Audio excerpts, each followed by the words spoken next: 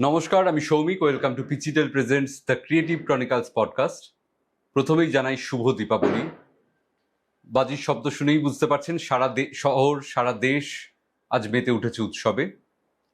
প্রত্যেকে ভালো থাকুন, সুস্থ থাকুন এবং এই আলোর উৎসবে প্রার্থনা করি সমস্ত অন্ধকার কেটে যাক, শুভ বুদ্ধির উদয় হোক চারিদিকে সবার মধ্যে।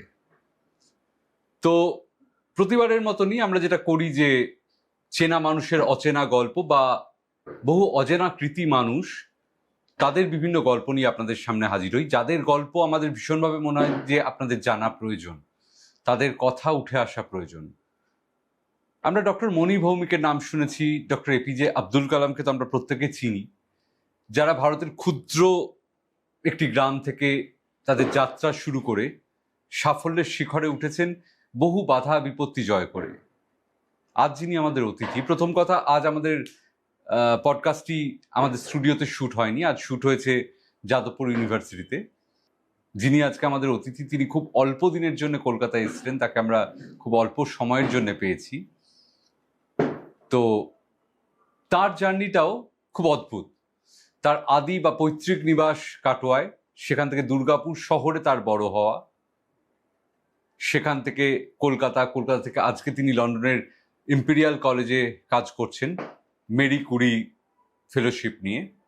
এবং যেটা বহু মানুষের, বহু ছাত্রছাত্রীদের, আমাদের ভাই বোনদের স্বপ্ন, যে রয়্যাল সোসাইটি, সেই রয়্যাল সোসাইটি অফ কেমিস্ট্রি এবং রয়্যাল সোসাইটি অফ বায়োলজি, দুটি রয়্যাল সোসাইটির মেম্বারশিপ পেয়েছেন তিনি। একজন কৃতি বিজ্ঞানী, তার কাজের ক্ষেত্র হচ্ছে কৃষিক্ষেত্র। কৃষিক্ষেত্রকে কিভাবে আধুনিকীকরণ করা যায়, রাসায়নিকের ব্যবহার কমানো যায়, কিভাবে আমরা আরো স্বাস্থ্যকর খাবার পেতে পারি, সেই নিয়ে তিনি কাজ করছেন। এবং তার সাথে আমাদের আলোচনার পরিধি বিভিন্ন দিকে গেছে।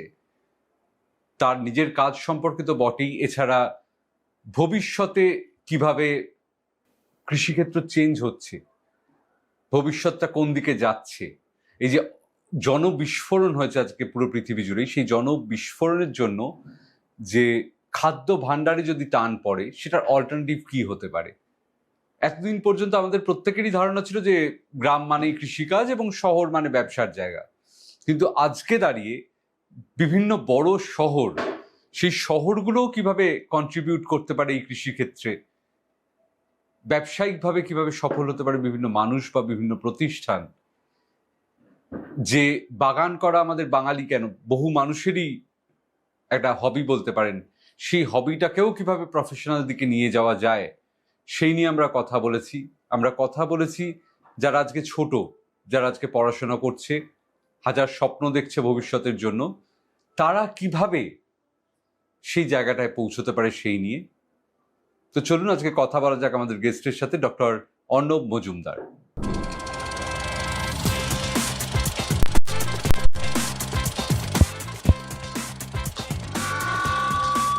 Stories to be unfold.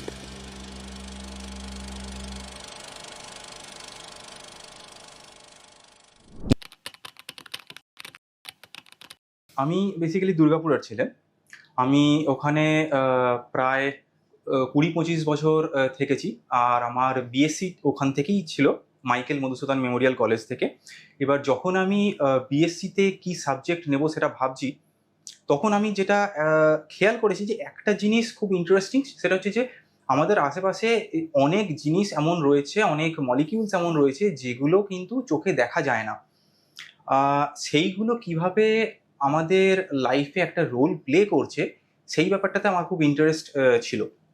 তাই জন্য আমি মাইক্রোবায়োলজি অনার্স নিয়ে আমার বিএসসি শুরু করেছিলাম।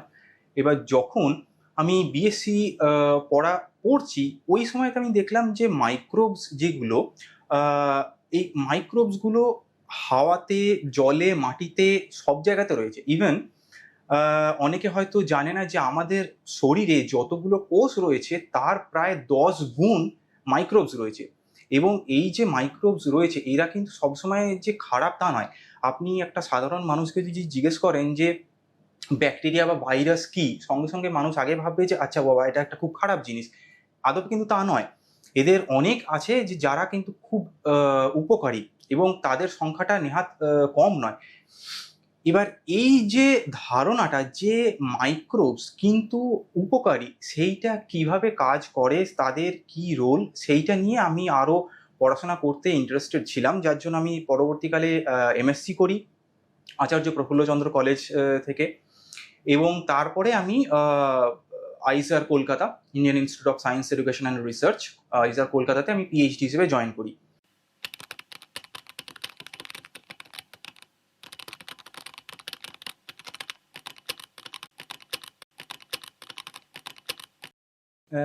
মেরি কিউরিটা আমার অ্যাচিভমেন্টের মধ্যে আমি ধরি, আর রয়্যাল সোসাইটিটা আমি ধরি যে একটা সাম্মানিক স্বীকৃতি হিসেবে।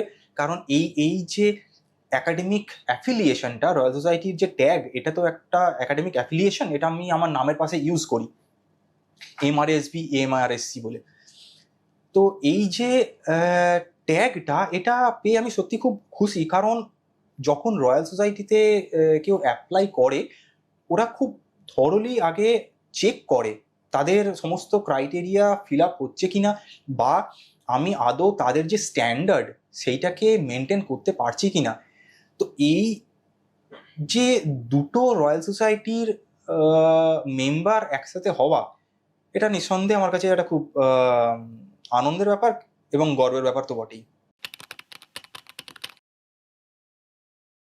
আমি যখন পিএইচডিতে জয়েন করেছিলাম, আমার মেন যে টপিকটা ছিল পিএইচডির থিসিসের, সেটা কিন্তু ছিল সয়েলের বায়োজিও কেমিস্ট্রি, অর্থাৎ মাটির মধ্যে যে জৈব রাসায়নিক প্রক্রিয়াগুলো কিভাবে পরিবর্তন হচ্ছে, তার মধ্যে রাসায়নিক বিক্রিয়া কিভাবে কি সংঘটিত হচ্ছে, সেইটা জানা, সেইটা বোঝা।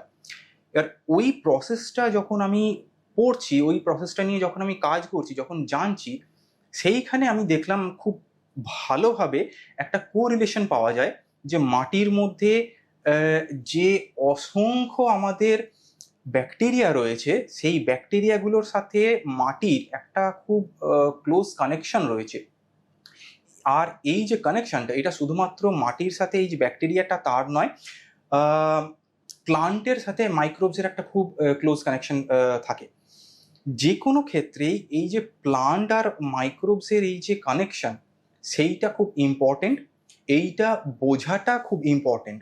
তার কারণ হচ্ছে, যখনই আমরা যে কোনো ক্ষেত্রে, যদি খুব সাধারণভাবে আমি বলি, যে আমরা যখন চাষ করি, সেই চাষের ক্ষেত্রে আমরা কিন্তু অনেক জিনিস থাকে যেটাকে উপেক্ষা করে যাই বা আমরা বুঝতে পারি না। সাধারণ মানুষ, যারা চাষি মানুষ, তারা হয়তো ব্যাপারটা বোঝেন না, তাদের পক্ষে হয়তো বোঝাটা সম্ভব নয়। কিন্তু যেটা খুব গুরুত্বপূর্ণ, সেটা হচ্ছে যে আমরা কিভাবে চাষ করলে আমার শুধুমাত্র ফলন বৃদ্ধি পাবে তা নয়, আমার সয়েলের কোয়ালিটিটা মেনটেন থাকবে, মাটির উর্বরতাটা, এই জিনিসটা কিন্তু একটা খুব ইম্পর্টেন্ট পয়েন্ট, যেটা কিন্তু আস্তে আস্তে কমে যাচ্ছে।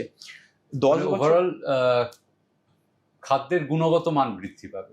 হ্যাঁ, যদি মাটির গুণগত মান উন্নত না হয়, ফসলের হয়তো প্রোডাকশনটা বাড়বে, ফসলের বৃদ্ধি হবে, কিন্তু ফসলের গুণগত মানটা কিন্তু থাকবে না। গত 30 বছর আগেও যে ধরনের চাল আমরা পেতাম, তাতে কিন্তু আমাদের বেশি সার প্রয়োগ করতে হতো না, কিন্তু সেই ভাত খেয়ে অনেকে অনেক বেশি সুস্থ থাকতেন। এখনকার কিন্তু চালের সেই গুণগত মান নেই। তার একটাই কারণ হচ্ছে যে আমাদের প্রসেস যেটা চলছে, যেভাবে আমরা চাষ করছি, যেভাবে আমরা রাসায়নিক সার ইউজ করছি, সেইটা মোটেও কিন্তু ভালো জিনিস নয়। যেটা আমাদের ট্র্যাডিশনাল মেথড, সেটা হচ্ছে যে ওই জমা জলে ধান চাষ। এবার এই যে জমা জলে ধান চাষ, সেখানে জেনারেলি চাষিরা কি করেন, যে প্রত্যেকদিন মাঠে যান, জল মাঠে ছেড়ে দেন, অলমোস্ট প্রায় 1 ফুটের কাছাকাছি মাঠে জল জমে থাকে, সেটা থেকেই যাচ্ছে, পরের দিনকে গিয়ে আবার জল দেওয়া হচ্ছে, এইরকমভাবে প্রায় 3 মাসের কাছাকাছি থাকে। যখন ইনফ্লোরেসেন্স স্টেজ আসে, মানে যখন ওই ধানের শীষ গজাতে শুরু করে, ওই সময়টাতে তারা জল দেওয়াটা বন্ধ করেন, কারণ তারপর থেকে আর গাছের জল দরকার পড়ে না খুব একটা। এবার এই প্রসেসটাতে কি হয়, যে ওই যে কন্টিনিউ যে আমাদের জল থেকে যাচ্ছে মাটিতে, তাতে ওই আর্সেনিকটা প্রথমত সমানে জমা হতেই থাকছে, আর আর্সেনিকটা সমানে জমা হতে থাকছে, এবং শুধু যে জমা হচ্ছে তা নয়, ওই মাটির নিচে তার পার্কুলেশনটা, মানে ওই যে মাটির ভেতর দিয়ে চলে যাওয়াটা, সেটাও আর্সেনিকের ক্ষেত্রে সমানে হতেই থাকে। এবং এই যে প্রসেসটা, এটা একটা কন্টিনিউ প্রসেস হতে থাকে যদি আমরা ওই জমা জলে ধান চাষ করি।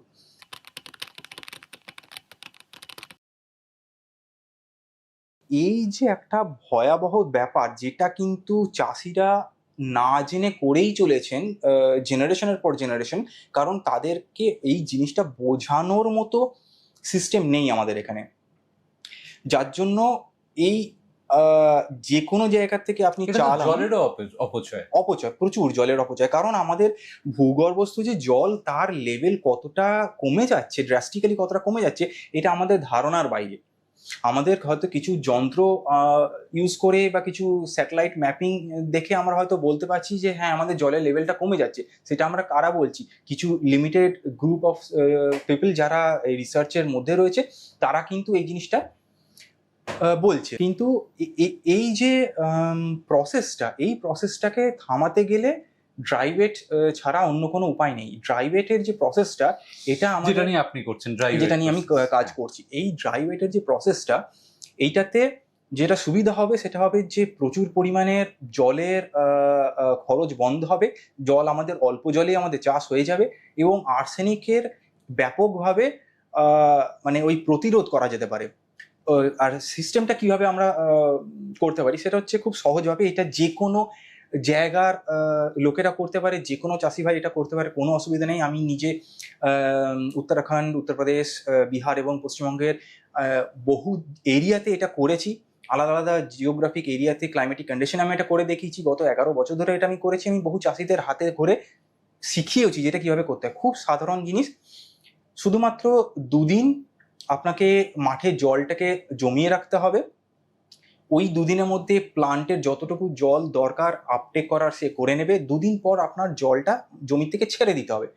2 দিন পর এই যে জলটা ছেড়ে দিচ্ছেন, তখন খেয়াল রাখতে হবে যে জলটা যেন পুরোটা বেরিয়ে যায়। আলটিমেটলি তাহলে আমাদের কাছে যেটা থাকবে, একটা শুকনো কাদামাটির মতো জমি থাকবে। ওই কাদামাটির যে জমিটা, সেটা আপনার মোটামুটি 3 দিন রাখতে হবে। 3 দিন পর আপনি আবার জল দেবেন জমিতে, সেখানে আবার 2 দিন মতো জলটা থাকবে। সেই 2 দিন পর আবার আপনি ছেড়ে দেবেন। এইভাবে ব্যাপারটা চলতে থাকবে সাইক্লিক প্রসেসে। আর সেটা ওই যতদিন ধানের শীষ আসছে ততদিন পর্যন্ত করলেই হবে, তারপরে আর করার দরকার নেই। এইটাকে আমরা সাধারণ ভাষায় ড্রাই ওয়েট কন্ডিশন। এটা কি আমাদের আর্সেনিকের পরিমাণটা অনেকটা এইটা কমে আসছে? আর্সেনিকের পরিমাণটা অনেক কমাবে। এই প্রসেসে যখন আমরা অ্যানালিসিস করেছি, ধানের যখন অ্যানালিসিস করেছি, তখন আমরা দেখতে পেয়েছি আর্সেনিক খুব যদি বেশি হয়েছে, তাহলে আপনার ওই 300 থেকে 320 পর্যন্ত গেছে। লোয়েস্ট কিন্তু অলমোস্ট আপনার 70, 80, 90, 100, 110 এই লেভেলে এটা অ্যাভারেজ আর্সেনিকের কনসেন্ট্রেশন, মানে যেটা আমাদের পারমিসেবল লিমিট, সবসময় তার মধ্যে এটা থেকেছে। যখনই আমরা প্রচুর পরিমাণে জল মাঠে দেব, আমাদেরকে পাম্প চালিয়ে দিতে হয়, তো একটা ইলেকট্রিসিটির যে খরচটা, সেটা আমাদের বেঁচে যাচ্ছে। এবং প্রোডাকশন অফ রাইস যেটা, সেটা কিন্তু বহু পরিমাণে এই ক্ষেত্রে বেড়ে যায়। যেখানে আমরা যে ব্যাপারটা আমি বললাম যে এই 4টে স্টেট মিলে যেটা আমরা করেছিলাম 2024-এ যে রিপোর্টটা পাবলিশ হয়েছিল, সেখানে আমরা দেখেছি যে প্রায় মিলিয়নসে ইন্ডিয়ান টাকাতে আমাদের প্রফিট হয়েছে। তো এই যে একটা ড্রাস্টিক ডিফারেন্স, এই জিনিসটা কিন্তু আমাদের মাথায় রেখে চলা উচিত। কারণ ইন্টারন্যাশনাল রাইস রিসার্চ ইনস্টিটিউট, যার ইন্ডিয়াতেও 2-3টে জায়গাতে ব্রাঞ্চ রয়েছে, তারা সব সময়তে বিশ্বের সব দেশেই এটা প্রমোট করে এসেছে যে ড্রাই ওয়েট কাল্টিভেশন দরকার। এই ড্রাই ওয়েট কাল্টিভেশনের অনেক বেনিফিট রয়েছে, এবং সেটাই আমি করে আসছি।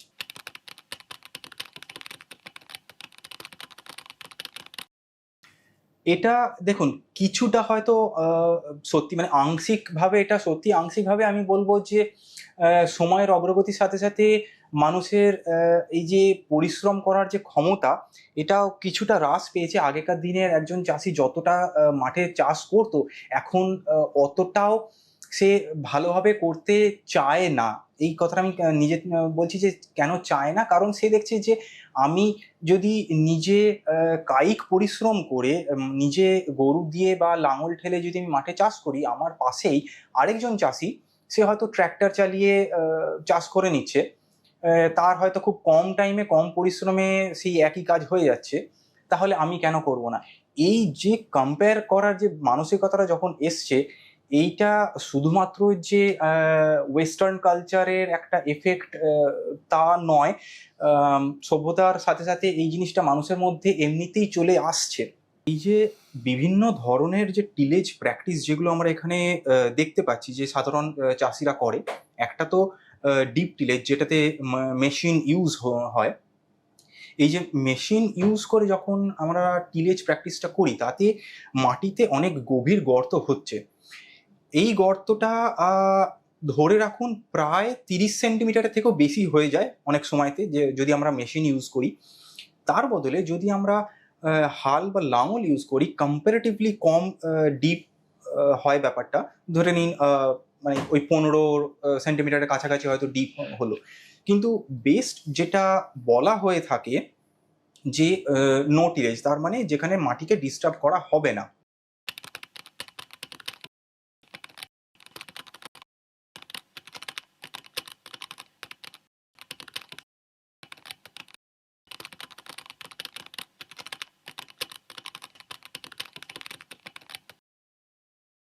হ্যাঁ, সেই বিষয়টা যদি যে নাইট্রোজেন যে জিনিসটা, এটা একটা টার্ম রয়েছে যেটাকে আমরা বলি NUE, nitrogen use efficiency. Recently 2024-এ একটি দল একটা বিশেষ মেটা ডেটা পাবলিশ করেছে, যেখানে গ্লোবাল একটা অ্যানালিসিস করা হয়েছে, এবং সেই গ্লোবাল অ্যানালিসিসে প্রত্যেকটা দেশের কীরকম নাইট্রোজেন স্টেটাস সয়েলের মধ্যে সেটা দেখানো হয়েছে। এবার ম্যাক্সিমাম দেশের ক্ষেত্রে যেটা দেখা গেছে যে এই এনইউইর যে পার্সেন্টেজটা, সেটা হচ্ছে 40% বা তারও কম। এবার যত কম এই পার্সেন্টেজটা হবে, একদম যদি সাধারণভাবে আমি যদি বলি যে মাটির মধ্যে যতটা পরিমাণ নাইট্রোজেন রয়েছে, সেই নাইট্রোজেন যদি 100% হয়, সেই 100%-র মধ্যে কোনো মতে 40% হয়তো ইউজ হচ্ছে। সেটা প্লান্ট নিজের মধ্যে আপটেক করে নিতে পারে, বা ব্যাকটেরিয়া সেই নাইট্রোজেনের ট্রান্সফরমেশন করাতে পারে।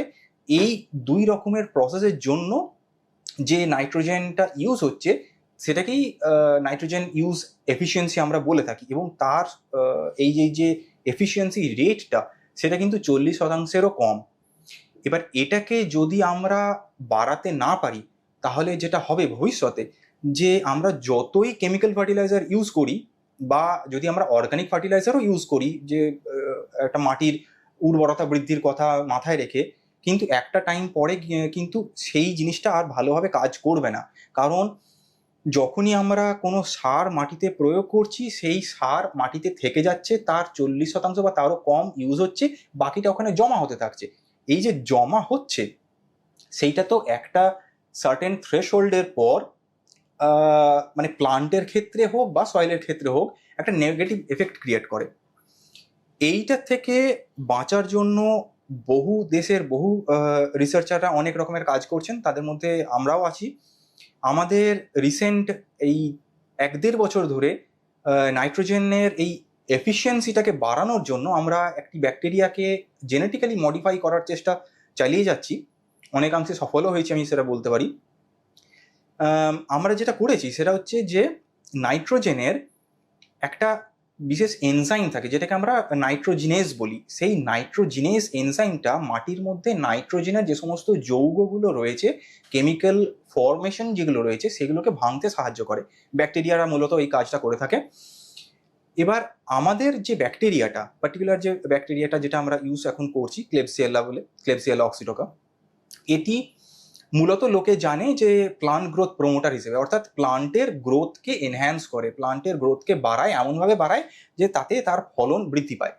কিন্তু আমাদের টার্গেট হচ্ছে যে শুধুমাত্র ফলন বাড়ানো বা প্লান্টের গ্রোথটা বাড়ানো নয়, নাইট্রোজেনটাকেও আমাদের এমনভাবে বাড়াতে হবে যে তার ওই এফিসিয়েন্সি রেটটা যেন অনেকটা বাড়ে। এবার সেটা আমরা কিভাবে করছি, ওই যে পার্টিকুলার জিনটা, সেই জিনটাকে আমরা ব্যাকটেরিয়ার মধ্যে এমনভাবে ঢোকাচ্ছি যাতে তার এক্সপ্রেশনটা, মানে ওই জিনের কার্যকারিতাটা ব্যাকটেরিয়াটা বহুগুণভাবে করে দেখাতে পারে মাটির মধ্যে।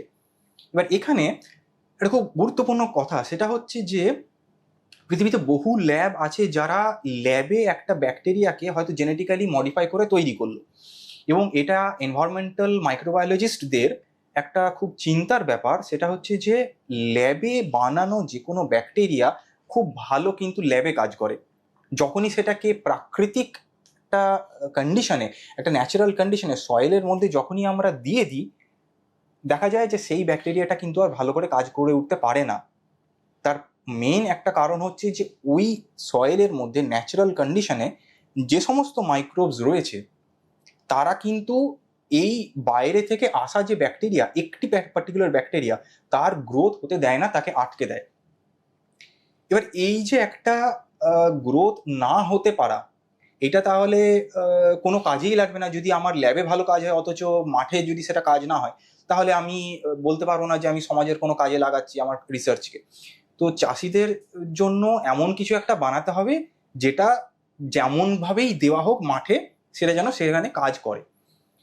আমাদের এই ব্যাকটেরিয়াটার বিশেষত্ব হলো যে এটা যে কোনো পরিস্থিতিতে খুব ভালো বায়োফিল্ম তৈরি করে।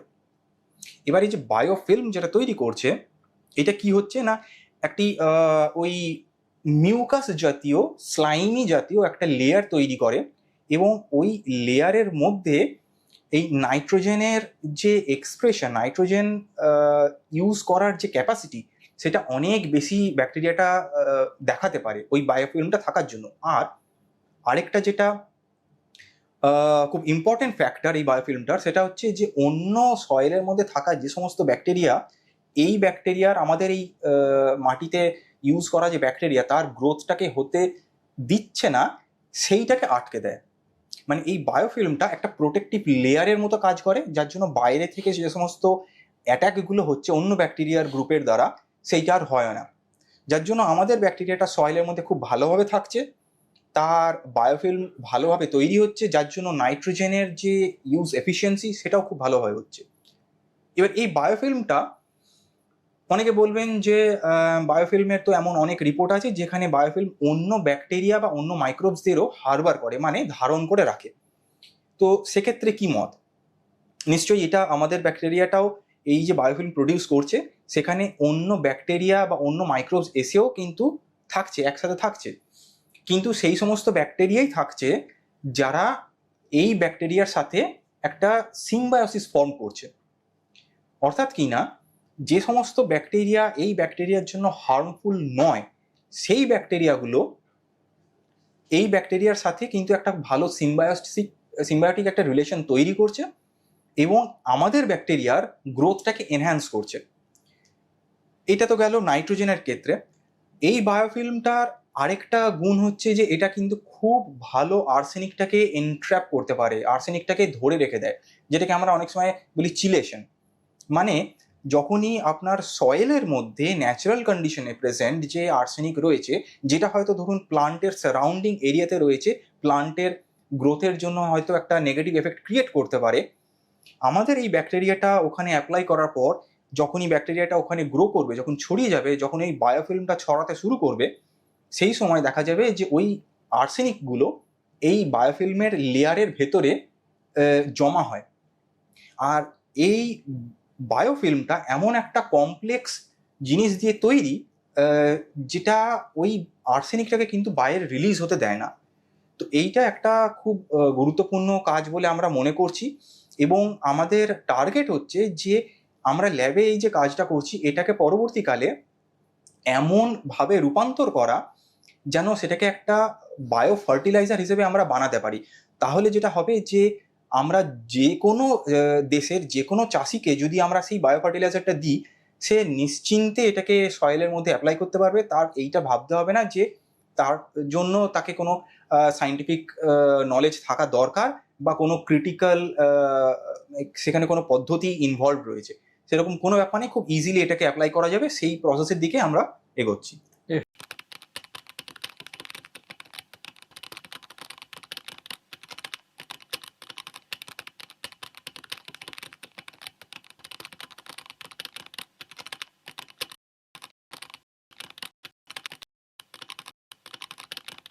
এটা নিঃসন্দেহে ইমপ্লিমেন্টেশন পসিবল যদি এটাকে কোনোভাবে পেটেন্ট করানো যায়। যখনই আপনি পেটেন্ট করিয়ে নিতে পারবেন, আপনার কাছে চান্স থাকছে যে আপনি আইদার গভর্নমেন্টের থ্রু দিয়ে বা কোনো কোম্পানির থ্রু দিয়ে তার মাস প্রোডাকশন করাতে পারবেন। কারণ আমরা ল্যাবে যেটুকু প্রোডাকশন করছি সেখান থেকে মাস প্রোডাকশনটা তো সম্ভব নয়। এবার মাস প্রোডাকশনের জন্য আপনি আগের থেকেও কোনো কোম্পানির সাথে টাই আপ করতে পারেন। আমার চেনাশোনা একটি রিসার্চ টিম ইউএসএতে কাজ করছে, কিন্তু তাদের আম, একটি মুম্বাই বেসড কোম্পানি আছে, তাদের সাথে তারা পেটেন্ট বানানোর আগের থেকেই টাই আপ করে এই রকম ফর্মুলেশন ডেভেলপ করেছে। তারা ওরকম আলাদা একটা বায়ো ফার্টিলাইজার বানিয়ে সেটার অ্যাপ্লিকেশন কীরকম হচ্ছে সেগুলো টেস্ট করছে, সেটা আলাদা একটি ব্যাকটেরিয়ার ওপর বেস করা। তো এই পসিবিলিটিগুলো নিঃসন্দেহে আছে, ডিপেন্ড করছে যে আমরা কিভাবে সেটাকে অ্যাপ্রোচ করছি। কারণ যদি আমরা শুধু ভাবি যে আমরা একটা কাজ করব, একটা পাবলিকেশন হবে, লোকে নাম জানবে, তাহলে কিন্তু এটাতে লাভ হবে না। কারণ সাধারণ মানুষের কাছে যদি একটা আমাদের রিসার্চকে পৌঁছাতে হয়, মেন যে জিনিসটা আমাদের দরকার সেটা হচ্ছে যে মাস মিডিয়া।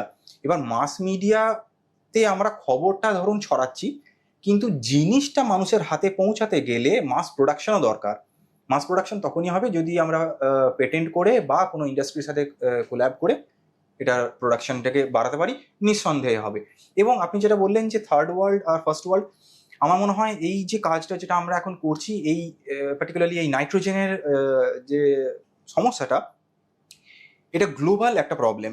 মানে আমি ইউকেতে এখন রয়েছি, ইউকেতে গভর্নমেন্ট পার্টিকুলারলি এখন স্ট্রেস দিচ্ছে যে সেই সমস্ত রিসার্চকে ফান্ড করা হোক যেগুলো এই নাইট্রোজেনের ইউজ এফিসিয়েন্সিকে বাড়াতে পারবে। আপনার জার্মানিতে যে সমস্ত সেন্ট্রাল ফান্ডিং এজেন্সি রয়েছে, তারা অ্যাডভার্টাইজমেন্ট করে বলে দিয়েছে যে সয়েলের হেলথ বাড়াতে গেলে কি কি মেজারমেন্ট দরকার সেই রিলেটেড যেন রিসার্চ তারা কন্ডাক্ট করে। অর্থাৎ যে জিনিসগুলো নিয়ে আমরা কাজ করছি সেইগুলো যে শুধুমাত্র একটা রিজিয়নাল বেসড তা না, একটা গ্লোবাল স্কেলেও তার ইম্পর্টেন্স রয়েছে। এবার তার অ্যাপ্লিকেশনটা আমরা যেখানে যে হিসেবে করতে চাইবো সেটা ডেফিনেটলি হবে। আর বায়ো ফার্টিলাইজার নিয়ে যে প্রশ্নটা করলাম যে আমাদের বায়ো ফার্টিলাইজার দেখুন, আগেও অনেক রকমের বায়ো ফার্টিলাইজার ছিল, এখনো মার্কেটে কিছু বায়ো ফার্টিলাইজার রয়েছে।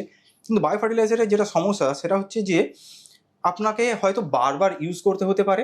মানে আপনি একবার চাষ করছেন, সেই চাষের টাইমের মধ্যে দেখা গেল আপনাকে অন্তত 5 থেকে 6 বার ইউজ করতে হচ্ছে। এবার একটা 500 ml এর যদি বায়ো ফার্টিলাইজার আপনি 6 বার ইউজ করেন, তার মানে একবারের যে কাল্টিভেশন পিরিয়ডটা তার মধ্যে একটা বোতল শেষ হয়ে যাচ্ছে। এবার কোন ধরনের বায়ো ফার্টিলাইজার আমরা ইউজ করব সেটাও একটা ব্যাপার। অনেক সময় বায়ো ফার্টিলাইজারের সাথে এমন কিছু জিনিস মেশানো থাকে যেটা কিনা পেস্টিসাইড হিসেবেও কাজ করে। তো সেই সমস্ত বায়ো ফার্টিলাইজার যেগুলো পেস্টিসাইড হিসেবে কাজ করছে অথচ ফার্টিলাইজও করছে সয়েলকে, এই রকম জিনিস খুব একটা কিন্তু নেই, অল্প কিছু আছে। কিন্তু সেইগুলোর যদি প্রোডাকশন আরও বাড়ানো হয় তাহলে কিন্তু কেমিক্যাল ফার্টিলাইজারের অ্যাপ্লিকেশন অনেক কমে যাবে। এটা পুরোপুরি একটা ইন্টারনাল পলিটিক্স বলা যেতে পারে, এটা একটা ইন্ডাস্ট্রিয়াল পলিটিক্স বলা যেতে পারে। এখানে অনেক আলাদা ফ্যাক্টরও কাজ করে, যে কোনো চাষি সে বায়ো ফার্টিলাইজার ইউজ করলো, সে অর্গানিক ফার্টিলাইজার ইউজ করলো, সে দেখলো যে আমার ফলন আগের বারের থেকে 20% কমে গেল। আলটিমেটলি দিনের শেষে তার টাকাটা দরকার। এবারে যখন সে দেখছে যে আমি 1 বছর বায়ো ফার্টিলাইজার আর অর্গানিক ফার্টিলাইজার ইউজ করে আমার 20% টাকা কমে যাচ্ছে, তার মানে তার কাছে সেটা 20% মানে অনেকটা টাকা। এবার সে পরবর্তী বছরে আর রিস্ক নিতে চাইবে না। কিন্তু তাকে এটা বোঝানো হচ্ছে না যে তুমি যদি ওই প্র্যাকটিসটাকেই 5 থেকে 6 বছর করে যাও, তারপরে কিন্তু তুমি সেই একই রকম ফলনের পাবে যেমন তুমি কেমিক্যাল ফার্টিলাইজারে পাচ্ছ। এই অ্যাসিওরেন্সটা কোনো চাষিকে দেওয়া হয় না। আর এই অ্যাসিওরেন্সটা কিন্তু গভর্নমেন্টের তরফ থেকেই থাকতে হবে, যে যদি তোমার ফলন কমে যায় তার পরিপূরক যে সমস্ত ব্যবস্থা সেটা আমরা দেখে নেব। এই জিনিসটা হয় না বলে বায়ো ফার্টিলাইজারের ব্যবহার অনেকটা কমে যায়। কেউ কেউ করে, কেউ কেউ করতে চায় না, এবং বিভিন্ন রকমের পলিটিক্স তো আছে।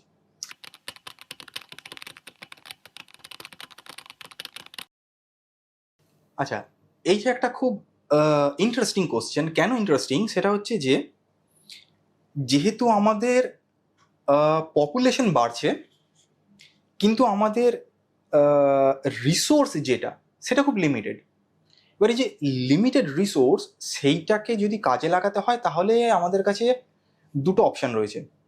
এক হচ্ছে যে ওই রিসোর্সটাকে কিভাবে আরও এনহ্যান্স করা যেতে পারে, তার ফাংশনালিটি কিভাবে বাড়ানো যেতে পারে, অর এলস এমন কিছু আলাদা উপায় বার করতে হবে যেটা আমাদের ট্র্যাডিশনাল মেথড যেগুলো সেখান থেকে একটু আলাদা। যেমন ইউরোপিয়ান কান্ট্রিজগুলোতে শুধু নয়, সাউথ ইন্ডিয়াতেও একটি কোম্পানি, আমি রিপোর্টটা বহু বছর আগে দেখেছিলাম, আমার এখন ঠিক মনে নেই, কিন্তু একটা বিশেষ পদ্ধতি ফলো করে। সেটা হচ্ছে যে হাইড্রোপনিক্স বা অ্যারোপনিক্স। এই যে হাইড্রোপনিক্স বা অ্যারোপনিক্স, এটা হচ্ছে যে মাটি ছাড়া চাষ করার পদ্ধতি। আপনি যদি দেখেন যে একটা জমিতে, 1 একর জমিতে অনেকটা করে চাল চাষ আমরা করতে পারছি, ধান চাষ আমরা করতে পারছি, খুব ভালো কথা। কিন্তু ওই ধান চাষটা করার পরে আমাদের যদি সেই জমিটা 2 ফসলি বা 3 ফসলি না হয়, 1 ফসলি জমি এমন অনেক আছে ভারতবর্ষে, তার মানে কি সে পরবর্তী বছরে গিয়ে আবার একটা সেখানে চাষ হবে, মাঝখানে তাহলে কিছু হচ্ছে না। এবার এই যে সমস্যাটা, এই সমস্যাটা থেকে বেরিয়ে আসতে গেলে একটা খুব ভালো উপায় হচ্ছে যে এই হাইড্রোপনিক্স বা অ্যারোপনিক্স। এবার এইটাতে সহজ করে বলতে গেলে কি হয়, যে ধরুন একটা আমি বিল্ডিং বানালাম, সেখানে আর্টিফিশিয়ালি আমি এমন একটা স্ট্রাকচার তৈরি করলাম যেখানে জলের একটা করে বেড থাকবে। এই যে জলের বেড যেটা থাকছে, এই জলের বেডটার মধ্যে কিন্তু অ্যাকচুয়ালি ফ্লোটিং ভাসমান কিছু প্ল্যাটফর্মের মতো থাকবে। সেই ভাসমান প্ল্যাটফর্মগুলোর উপরে আপনার যে কোনো রকমের ফসল আপনি চাষ করতে পারেন। সেটা টমেটো হতে পারে, লেটুস হতে পারে, বাঁধাকপি হতে পারে, বহু রকমের জিনিস হতে পারে। তো এই যে জিনিসটা, এটা তাহলে মাটি ছাড়াও হচ্ছে, চাষ হচ্ছে, আর তার মানে এই যে ফলন হওয়ার যে রেটটা সেটা খুব দ্রুত হয়, মাটির থেকে অনেক বেশি, প্রায় 10 থেকে 15% তাড়াতাড়ি এই ফলনটা হয় কিন্তু। এবার অনেক জায়গাতে অনেক লোকেদের মতে এই জলের মধ্যে যে চাষ হচ্ছে সেখানে কন্টিনিউ একটা ওয়াটার সার্কুলেশন রাখতে হয়। তার মানে বড় বড় পাম্প দরকার পড়ে, একটা হাইড্রোলিক সিস্টেম সেখানে মেনটেন করতে হয়। তো এটার থেকে বাঁচার আরেকটা নতুন আইডিয়া যেটা হচ্ছে যে অ্যারোপনিক্স। তাতে কি হচ্ছে যে হাওয়া, জাস্ট হাওয়ায় আপনার চাষ হচ্ছে। কথাটা শুনতে অনেকটা অবাস্তব লাগে, কিন্তু ব্যাপারটা অনেকটা কি হচ্ছে যে কুয়াশা যেমন হয়, আমরা চোখে দেখতে পারি যে একটা হালকা আস্তরণ মতো, এই অ্যারোপনিক্সের ক্ষেত্রে ব্যাপারটা সেরকম। এমন একটা স্ট্রাকচার করা থাকবে যেখানে ওরকম একটা ভাসমান প্ল্যাটফর্ম থাকবে, এবং সেই ভাসমান প্ল্যাটফর্মে আশেপাশে চারিদিকে একটা মিস্ট ক্রিয়েট করা হবে, একটা ধোঁয়াশা, একটা কুয়াশা টাইপের ক্রিয়েট করা হবে নিউট্রিয়েন্টসের।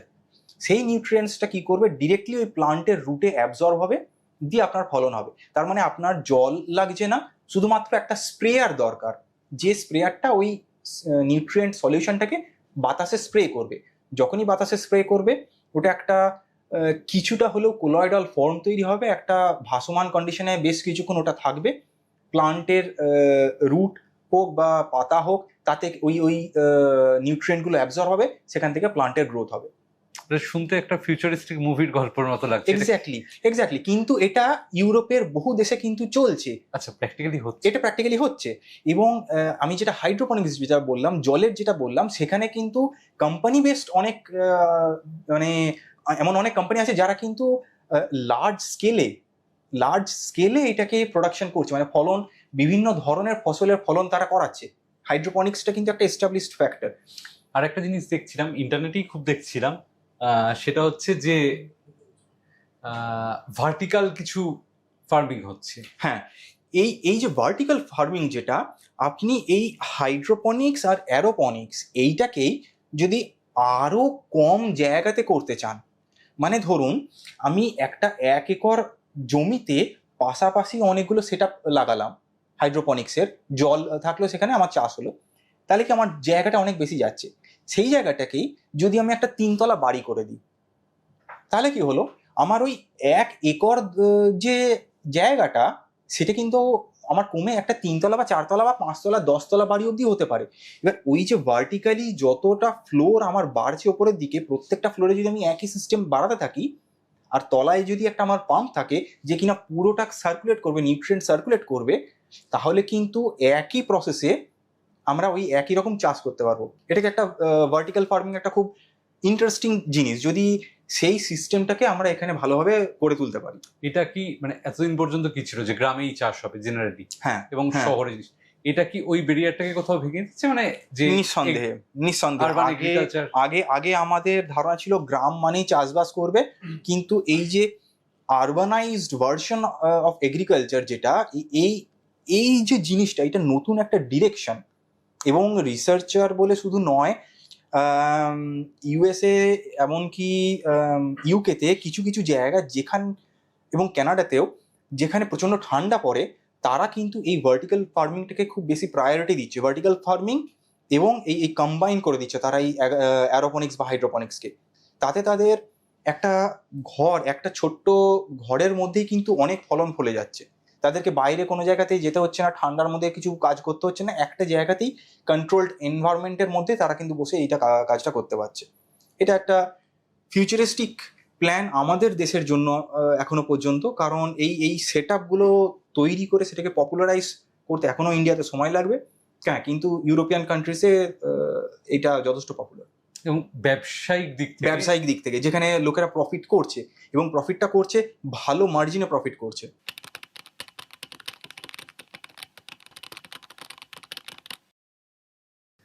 এবার দেখুন, কয়েকটা জিনিস যেগুলো আমাদেরকে বুঝতে হয় সেটা হচ্ছে যে আমি কি করছি, কেন করছি, এবং আমি কি করব।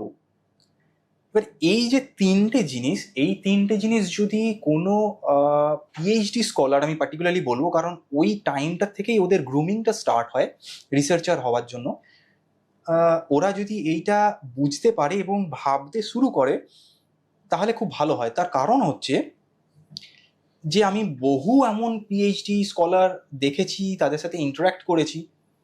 তাদের যখন আমি জিজ্ঞেস করেছি যে তোমাকে যে প্রজেক্টটা দেওয়া হয়েছে, তুমি যে কাজটা করছো সেটা কেন করছো, ফার্স্ট যে অ্যান্সারটা আমি পাই সেটা হচ্ছে যে আমার গাইড এটা করতে বলেছে তাই করা হচ্ছে।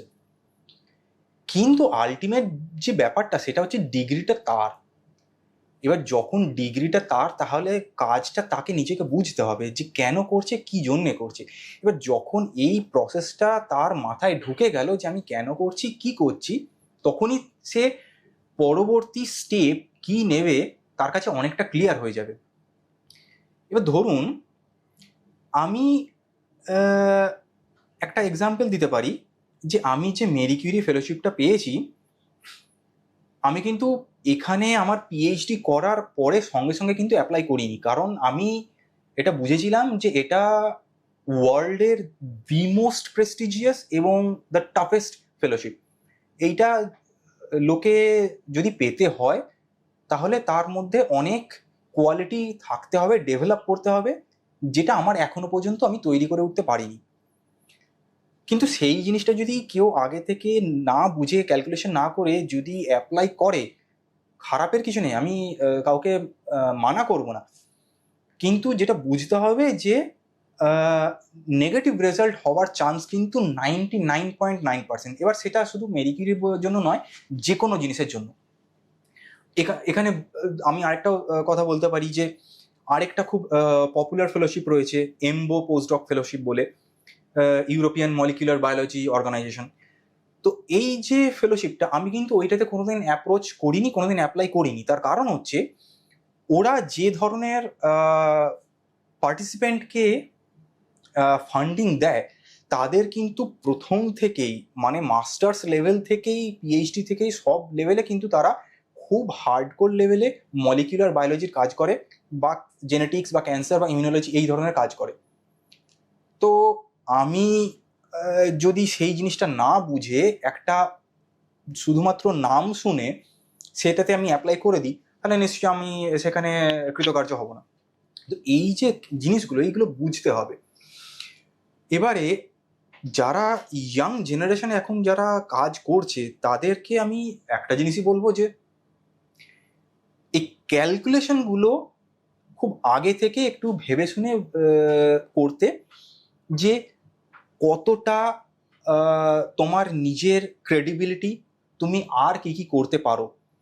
শুধু 2টো বা 4টে পাবলিকেশন হলে কিন্তু পিএইচডি হয়ে যাবে, সে কিন্তু রিসার্চার হবে না। এটা একটা খুব ইম্পর্টেন্ট কথা, এটা আমি বারবার করে আমার সমস্ত স্টুডেন্টদেরকে বলি। কারণ যদি রিসার্চার হতে হয়, আমাদেরকে আগে বুঝতে হবে যে আমাদের মেন কাজটা কি। সেটা হচ্ছে যে ভাবনা চিন্তা করা। এই যে ভাবনা চিন্তা করা, এইটা তখনই একজন রিসার্চারের মধ্যে গ্রো করবে যখন কিনা সে নিজের ব্যাপারে জিনিসগুলো জানতে পারবে, নিজের ব্যাপারে জিনিসগুলোকে সঠিকভাবে মূল্যায়ন করতে পারবে। এই যে সেলফ ইভ্যালুয়েশন, সেলফ অ্যাসেসমেন্ট, এটা কিন্তু খুব ক্রিটিক্যাল প্রত্যেকটা স্কলারের জন্য। যদি কোনো স্কলার নিজের ইভ্যালুয়েশন ঠিকভাবে না করতে পারে, তাহলে কিন্তু আগামী ক্ষেত্রে তার হয়তো এমন অনেক বাধা সৃষ্টি হতে পারে যেগুলোতে সে হয়তো ভেঙে পড়তে পারে। আমি যখন পিএইচডি করেছি, আমার সেরকম সাপোর্ট সিস্টেম ছিল না। কিন্তু সেরকম সাপোর্ট সিস্টেম ছাড়াও আমি পিএইচডি যখন শেষ করেছি, তখন আমার যথেষ্ট ভালো পাবলিকেশন ছিল। এবং তার একটাই কারণ যে আমি অনেকজনের সাথে নেটওয়ার্ক তৈরি করতে সক্ষম ছিলাম। আমি অনেকজনের সাথে কোলাবোরেশন করেছি। তাদের কাছ থেকে কিভাবে কাজ নিলে আমার লাভ হবে এবং একটা লং টার্ম মিউচুয়াল কাজ আমরা করতে পারবো, সেটা আমি সবসময় মাথায় রেখেছিলাম। এই যে ধারণাটা, যে কেমনভাবে নিজেকে নিয়ে আর নিজের কাজকে নিয়ে এগোবো, এই ধারণাটা খুব ক্লিয়ার হওয়া দরকার। না হলে রিসার্চারদের জন্য, বিশেষ করে ইয়াং রিসার্চার যারা, তাদের জন্য কিন্তু আগামী দিনগুলো আরও বেশি ক্রিটিক্যাল হবে। কারণ যত দিন এগোচ্ছে, মানে ভয়ঙ্কর রকমের আপনার মার্কেট ক্রাইসিস তৈরি হচ্ছে। মার্কেট ক্রাইসিস আমি এই জন্যই বলছি যে কারণ জবের ক্রাইসিস হচ্ছে, কম্পিটিশন বাড়ছে। এই দুটোর থেকে বাঁচতে গেলে নিজেকে আলাদা করে স্ট্যান্ড আউট করতেই হবে। তো সেই ক্ষেত্রে কে কিভাবে নিজেকে গ্রুম করবে, সেটা তো ডিপেন্ড করছে তাদের নিজেদের উপরে, কিন্তু নিজেদের চেষ্টা করে যেতেই হবে।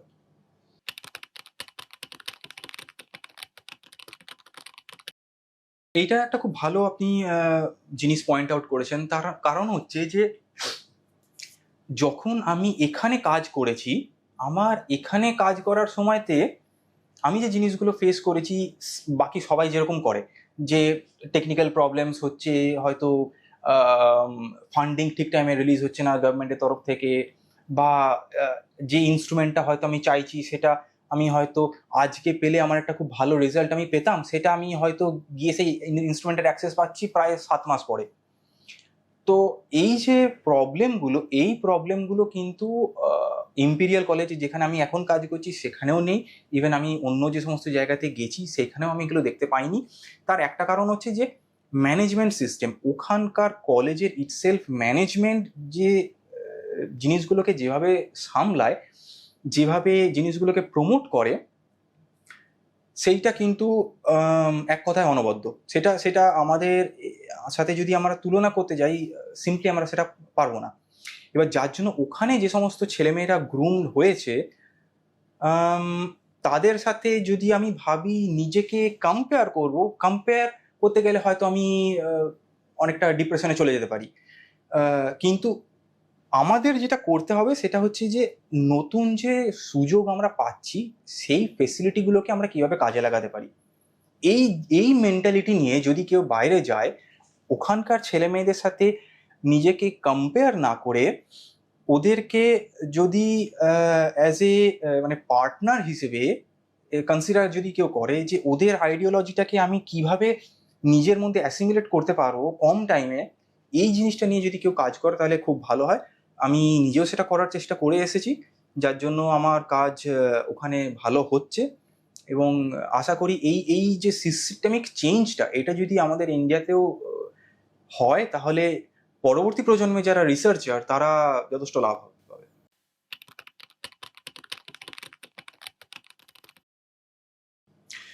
যারা এখন স্কুলে পড়ছে, 11-12 যারা পড়ছে, যারা যারা ভাবছে যে পরবর্তীকালে যদি রিসার্চ করতে চায়, তাহলে যেটা আমি সাজেস্ট করব সেটা হচ্ছে যে বিজ্ঞান কি এই জিনিসটা নিয়ে একটুখানি চিন্তা ভাবনা করতে।